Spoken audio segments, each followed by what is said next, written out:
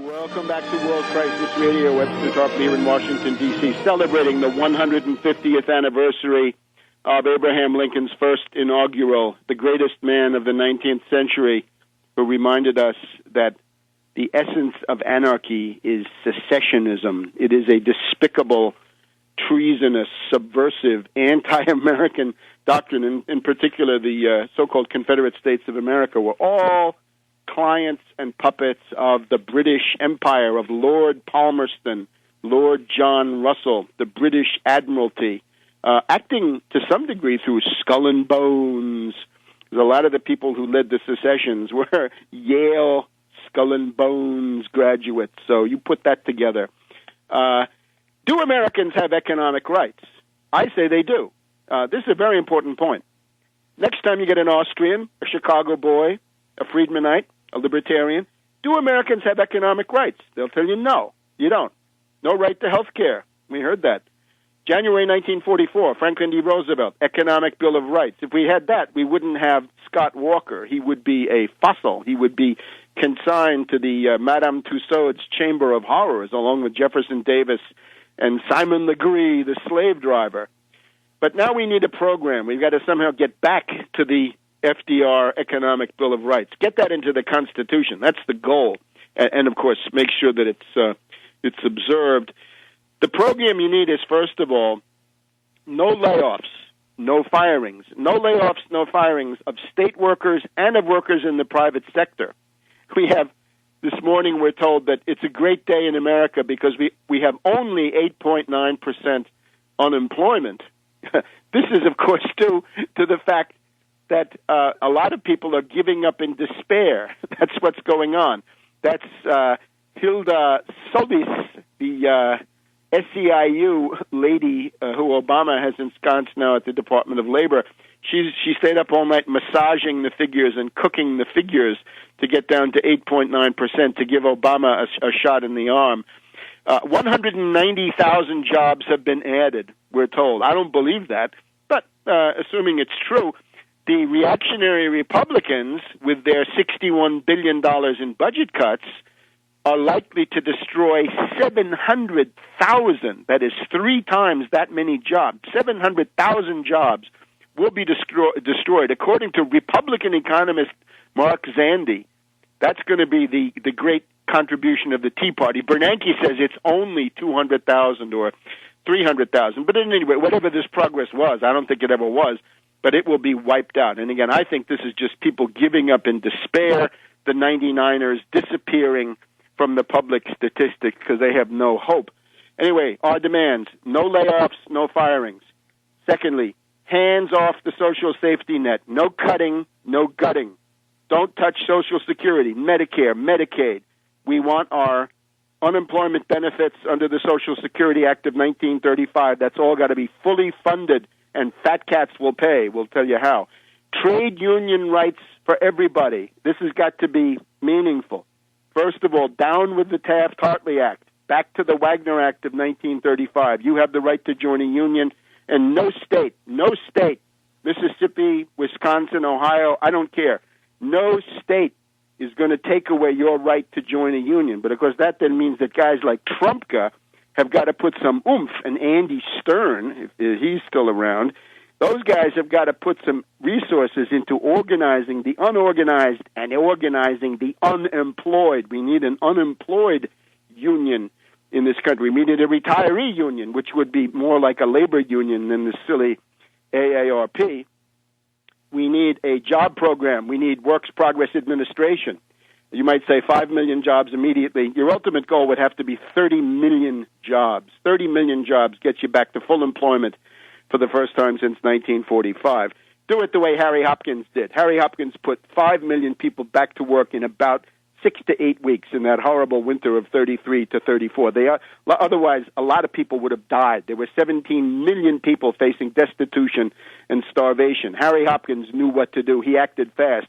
And that kind of decisive action is what then went into Lend-Lease and winning World War II. That stuff goes together. How do you pay for all this? Wall Street sales tax. You've got to get the Wall Street sales tax into the public debate. Do something. Call in Take back the airwaves. Let's relaunch Operation Take Back the Airwaves. Call in to these reactionary parrots of the afternoon, the Limbaughs, the Hannitys, and all the rest of them. Glenn Beck, see what he has to say about the Wall Street sales tax. Tell me, Glenn, why is it that Wall Street pays no taxes? Goldman Sachs paid 2% corporate income tax on their profits in 2009. They pay absolutely zero for their high-frequency trading, flash trading, program trading, and all the rest of it. They pay zero. The state of New York has a securities transfer tax. They have a Wall Street sales tax. Hey, Cuomo, how come you're still remitting $15 to $20 billion a year to the Wall Street fat cats so they can get bigger bonuses and more Lear jets and more yachts and drive up the prices out in East Hampton even more when you're telling cops, firemen, teachers, sanitation workers, and others, librarians, they're going to take it on the chin? This cries out injustice. This stinks to high heaven. We want the Wall Street sales tax, 1% on all turnover, easy. Derivatives, stocks, bonds, all kinds of paper investment. You want to speculate on oil? All right, fine, if you must. We're taking 1% on every trade. So don't wait for them to report whether they earned money or lost money, but take it away from them. Now, let's look at the political climate. And I must say I'm just very happy to be able to review this poll. Here's a poll done for NBC, Wall Street Journal, carried out by Hart and McInturf, released this past week, taken in the last couple of days of February. So here's the general thesis.